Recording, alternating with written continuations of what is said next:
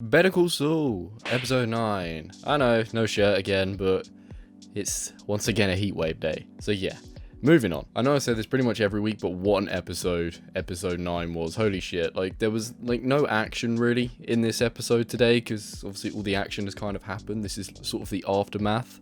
But it was just as good, and it really developed the story so much. This sort of felt like every character doing what they needed and wanted to do after the storm had passed, after the aftermath of what's happened in the past 8 episodes. I felt like everyone was just sort of taking a moment to themselves to do what they wanted to do, such as Mike going to visit Nacho's father and tell him what's really happened with Nacho, such as Gus going back to that restaurant where I assume he has a thing for the waiter. I enjoyed that stuff where these characters finally got to do what they wanted to do after so much time of just stress. I was gripped from the start to the end because it felt like we were very, very close to the point where Breaking Bad is beginning, and of course when it does eventually jump forward by the end of the episode, we are really damn close. There were lots of really great moments, as I said before, such as with Mike and with Gus, and I did really like that interaction between Mike and Nacho's father, where Nacho's father said something that does kind of stick with Mike, and that's that they're using justice as an excuse for revenge. Now Mike knows all about revenge, of course, getting revenge on his son's killers, so I think it did sort of resonate with him a little bit there. And it's an interesting point, how much are you going to sacrifice, how much are you going to do just to get your revenge on someone? And that's of course what drives Gus. And when he's in that restaurant, he's thinking he's having a nice time with this guy, and he could possibly have a happy life with this person if he wanted to, but he remembers revenge. He remembers that he won't sleep, he won't stop until he finally wipes out all the Salamancas for what they did to him all those years ago. So it just goes to show what drives that side of things in terms of Gus. Gus's trip to Don Eladio as well, that was very entertaining. That was a really cool scene with all the big bosses, and also Howard's memorial, which was kind of uncomfortable viewing because it's just Saul and Kim lying once again. They just never stop lying, and then they're lying to his wife, accusing him of being a drug addict when they're the ones that are kind of responsible for his death. It's pretty messed up. I mean, talking of Kim as well, the last big question is what will happen to her? And part of that does get answered today. Of course, she tells another lie at the funeral, and as I was watching it, I thought this is going to be her last lie. I feel like she can't go on after this, and the lie was, of course, saying that a couple years back she'd seen Howard snorting coke. She just pulled it out of thin air, and you could just see she was saying it, and she doesn't want to say that. And it is probably the last lie she will ever tell, because I just had this feeling that she was just done. She was done with it all. She just needed to get this event out of the way, not incriminate herself, and then get the hell out. And that's exactly the case. We know she loves Jimmy. That's very evidently clear, and we know she will protect him at all costs. And she loves the scheming too, but she knows it went too far in the case of Howard, because it resulted in something that was just completely tragic and unforgivable. She won't forgive herself for that. And she doesn't blame Jimmy, but she just knows her and Jimmy are just toxic together. As she says, they're like poison. She needs to give up this lifestyle, but while she is with Jimmy, she'll always be reminded, and she'll always be tempted to scheme, and that's not a lifestyle she wants anymore because of the repercussions. It already went too far once, which was the final straw. And it's her decisions that led up to it, turning around in the car at that last moment. And it's quite sad to see, because she dropped the amazing job she had for Mesa Verde and working for Rich Schweikart. And then finally she had that really good opportunity for, I think it was called the Jackson Mercer Foundation, which is a really big deal. I don't know what it is, but it's a really big deal. She turned the car around there to go back so that they could do the scheme that day. And it's quite tragic that she dropped all of that because she wanted to be bad and have fun and do some kind of it's illegal stuff, but she was too excited by the thrill of it. It's like an addiction. She was just addicted to the thrill, and she would drop everything she had that was legit and amazing just for that thrill. But despite their scheming, it's actually Kim was the only thing that keeping Jimmy from being engulfed by Saul Goodman. He needed her so that he wouldn't become completely corrupted, so that he wouldn't entirely break bad. But it's almost like a mix of the two. It's almost like Jimmy was always slipping Jimmy. Doing the stunts with Kim brought out a little bit more of that Saul Goodman, but then her leaving him at the end, is what just made him want to engulf Saul Goodman and become him entirely. I know she probably assumes that Jimmy would be better off without her, like Jimmy would be more Jimmy, but all she's actually done is push him more towards Saul. I mean, before mentioning the flash forward, of course, I love that final scene between Saul and Kim, or Jimmy and Kim would probably be a more appropriate thing to say. It was so, like, tragic, but it felt so authentic, especially when Jimmy said, "You make me happy." And he said, "I love you." And just, it felt very, very authentic, very genuine. But it was also heartbreaking because as a viewer, you know this is the end. You know this is something they can't turn back from. They've had times in the past where it's looked like they're going to break up or split.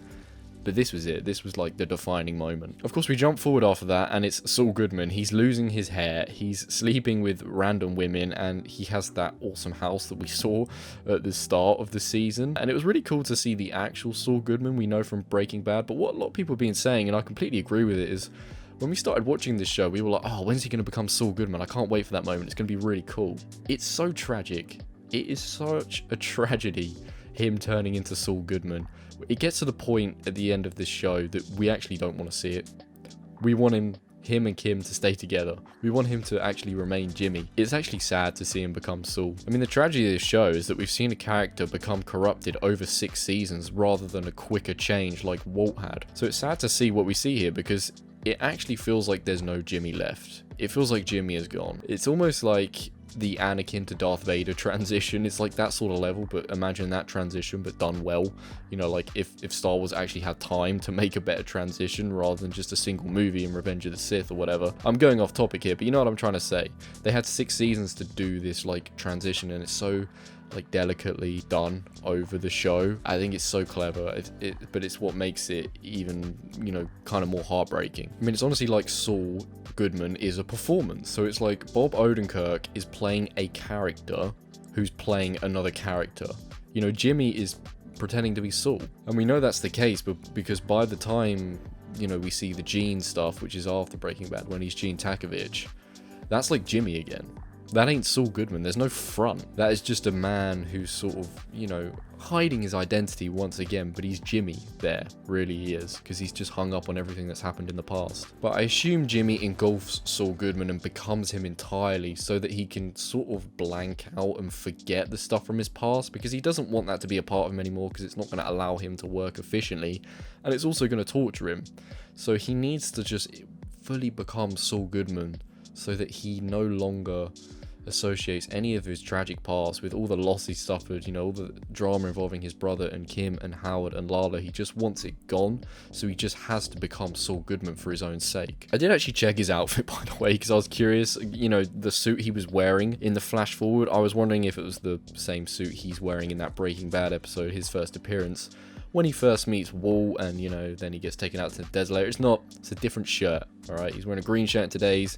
He had like a stripy one in that Breaking Bad episode, but I had to check. I was like, have they jumped forward that far to like the first point? But no, it wasn't that. But I'll tell you what, it'd be really cool if like the next episode or 2 is like Saul during this Breaking Bad era, or at least Saul building up to the very point where he meets Walt. I don't know if that'd be like what they could really fill that with in terms of content though, but regardless, it would be cool because they've kind of got like a free reign for these last 4 episodes to kind of explore what they want. I assume we are going to get a Gene Takovich episode.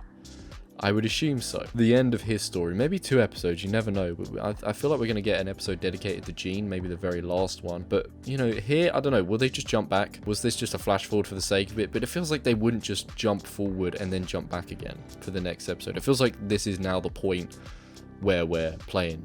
You know, this is the point where we are watching from this timeline. Even so, it felt like Kim's disappearance was almost a little bit sudden.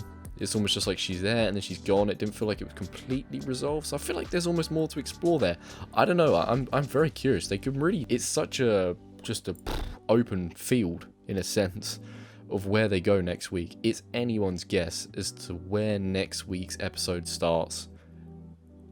Who the fuck knows? This episode really was brilliant because of what it accomplished. And wherever we start off next week, I can't wait.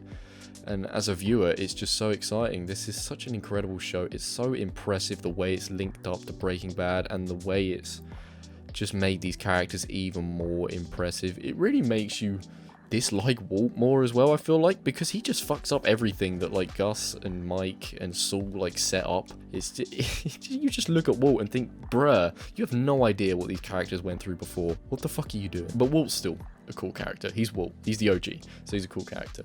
But regardless, yeah, I'm looking forward to next week. As I said, with the finale, you know, with like a Gene episode, maybe that's where Kim comes back. I do not think this is the last time we see Kim Wexler in this show. No way, no way.